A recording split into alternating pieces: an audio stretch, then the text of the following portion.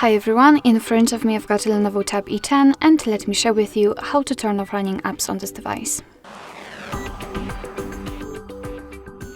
So all we have to do is to open the recents, and you can do it just by tapping on this square icon. And as you can see here, we've got all previously opened apps. If you want to, you can close only one of it or two of them. Simply find it and then swipe it to the right or to the left, so it will be kind of dismissed, turned off. But if you want to close all, simply tap on this, simply tap on this brush icon or broom icon.